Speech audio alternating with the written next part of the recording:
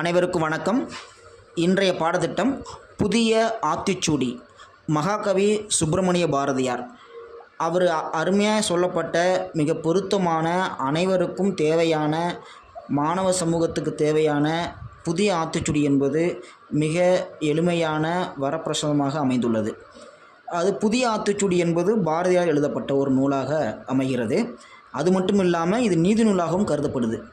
ஔவையாருடைய ஆத்திச்சூடியின் தழுவலாக எழுதப்பட்டதாக இது எல்லோராலும் பேசப்படுகிறது. மகாகவி பாரதியாரால் எழுதப்பட்ட புதிய ஆத்திச்சூடி அனைவரும் அன்பும் வீரமும் தீரமும் வலிமையும் சீற்றமும் உடைய மனிதர்களாக இருக்க வேண்டும் என்பதை உணர்த்துகிறது. இயல்பாக ஒருவனுடைய செயல், அவருடைய திறன் எல்லாத்தையும் கூறுவதாக அமைவது ஒன்றும் இல்லாமல் அனைத்து மதத்திற்கும் பொதுவாக அமைவதாகவும் இருக்கிறது. அதாவது என்னென்னா, சைவம், வைணவம், கிறிஸ்துவம், இஸ்லாமியம் சமய கடவுள்கள் அனைவரையும் குறிப்பிட்டு இவ்வனைத்து சமயங்களிலும் கூறப்படும் மூலக்கருத்து ஒன்றே, அது அறிவு மட்டும்தான். அறிவு நிலைமை கண்டுவதற்கு எவ்வித துன்பமும் இல்லை என்பதனை உணர்த்துவதாக இந்த புதிய ஆத்திச்சூடி அமைகிறது. அது மட்டுமில்லை, அறிவே தெய்வம் என்றும் குறிப்பிடுகின்றார். எனவே அத்தகைய அறிவை வாழ்த்தியும் புகழ்ந்தும் கூடிய வாழ்வை அடைவோம் என்பதுதான் புதிய ஆத்திச்சூடியாக கருதப்படுகிறது. அது மட்டும் இல்லாமல் இயல்பாகவே சமூக மதிப்புகளை உணர்ந்த மாந்தர்களையே நாகரிகம் மிக்கவர்கள் என்று கூறப்படுவதாகவும் புதிய ஆத்திச்சூடியில் சொல்லப்படுது.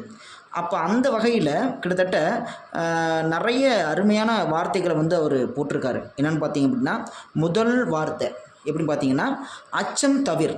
இந்த உலகத்தில் இருக்கக்கூடிய யாருக்கும் எதற்கும் எந்த சூழ்நிலையிலையும் பயம் கொள்ளாதே. உங்கள்கிட்ட நேர்மை இருந்துச்சு அப்படின்னா அதை யார்ட்டையும் விட்டு தராத, நீ நேர்மையாக பயந்துக்காத அப்படிங்கிற விஷயத்தையும் அவர் சொல்கிறாரு. அதான் அச்சம் தவிர். அதாவது எதுக்காகவும் எந்த காரணத்துக்காகவும் அச்சம் பயப்படாத அப்படிங்கிற விஷயத்த அவர் முன்வைக்கிறார். அடுத்து ரெண்டாவது பார்த்தீங்க அப்படின்னா, ஆண்மை தவறேன். இயல்பாக ஆண்மை தவறேல் அப்படிங்கிறவருக்கு பல அர்த்தங்கள் நம்ம புரிஞ்சுக்கலாம். ஆனால் அவர் அருமையாக சொல்ல பாருங்க, ஆணுக்கே உரிய பொறுப்புகளில் இருந்தும் பண்புகளில் இருந்தும் தவறி நடக்காதே. தேவையறிந்த இடத்தில் உனது வீரத்தையும் துணிவையும் கம்பீரத்தையும் வெளிப்படுத்தும் தவற விடாதே. அதாவது எந்த இடத்துல உன்னுடைய வீரம் இருக்கணும், எந்த இடத்துல உன்னுடைய துணிவு இருக்கணும், எந்த இடத்துல உன் கம்பீரம் இருக்கணும் அப்படிங்கிற விஷயத்த அவர் சொல்கிறார். அதுக்கு தான் அவர் என்ன சொல்கிறார், எளிமையாக ஆண்மை தவறேல் அப்படின்றார். இன்னொரு விஷயமும் நம்ம புரிஞ்சுக்கலாம். எப்படின்னா, உன்னை நம்பி வந்த ஒரு பெண்ணுக்கு இறுதி வரைக்கும் நீ அவளுக்கு பசி இல்லாமல் பார்த்துட்டாவே அதுவே மிகப்பெரிய ஒரு ஆண்மை அப்படிங்கிறாங்க. அதான் ஆண்மை தவறேல் அப்படின்னு சொல்லலாம். அடுத்து மூணாவதாக இளைத்தல் இகழ்ச்சி அப்படிம்பாங்க. இளைத்தல் இகழ்ச்சி, அதாவது சோர்வடைதல் இகழ்ச்சியை தேடித்தரும் எந்த ஒரு செயலையும் சுறுசுறுப்பாக செய்து முடி அப்படின்றார்.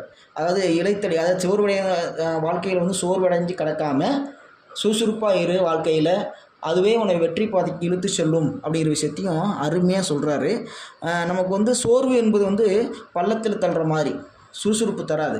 அதுவே ஒரு வேலையை நல்லா அருமையாக செஞ்சோம் அப்படின்னா அந்த வேலையை நம்மளை சுறுசுறுப்பாக வச்சுக்கும் அப்படிங்கிற விஷயத்தையே சொல்கிறாரு. அதை இளைத்தல் இகழ்ச்சி அப்படின்றார்.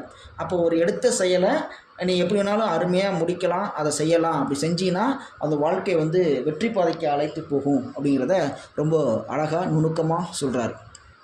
அடுத்து பார்த்திங்கன்னா, ஈகைத்திறன். ரொம்ப அருமையான ஒரு சொல், அருமையான ஒரு வார்த்தை. வறியவருக்கு கொடுத்து உதவும் பண்பை வளர்த்துக்கொள்.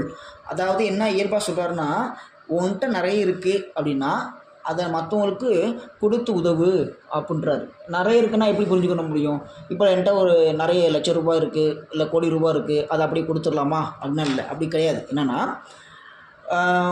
உங்ககிட்ட இருக்கிற ஒரு 1000 ரூபா பணம் இருந்துச்சு அப்படின்னா அதை உனக்கு நீ ஒரு 900 வச்சுக்கிட்டு நீ 1000 ரூபா தானம் பண்ணலாம், அல்லது 100 ரூபா தானம் பண்ணலாம், இல்லை 50 ரூபா தானம் பண்ணலாம்.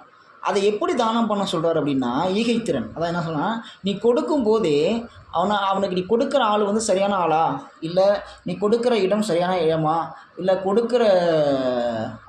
நீ கொடுக்குற தானம் அவனுக்கு சரியாக போய் சேருதா அப்படிங்கிற விஷயத்த அறிந்து செய். அதான் வறியவருக்கு கொடுத்து உதவும் பண்பை வளர்த்துக்கொள். அதாவது ஒன்றுமே இல்லை அப்படின்னா அவனுக்கு நீ தாராளமாக கொடுத்து உதவு. அவன் நிறைய வச்சுருக்கான், ஆனால் வச்சுட்டு நம்மளை ஏமாத்துறான் அப்படின்னா அவனுக்கு கொடுக்காத. சரிங்களா? அதே மாதிரி தான் அவர் என்ன சொல்கிறாருன்னா, வறியவருக்கு கொடுத்தும் உதவும் பண்பை ஏற்றுக்கொள் அப்படின்றார். இதே மாதிரி ஒவ்வொரு விஷயத்திலையும் நம்ம வந்து புரிஞ்சுக்கலாம். இயல்பாகவே கொடுக்குற பண்புங்கிறது நமக்கு வந்து இயல்பாக வரணும், வந்தால் நல்லது அப்படிங்கிற விஷயத்தையும் நம்ம சொல்லலாம். அப்போ இன்றைய பாடத்திட்டம் வந்து ஈகைத்திறன் அப்படிங்கிற விஷயத்தோட நமக்கு இன்னைக்கு முடியுது. நன்றி.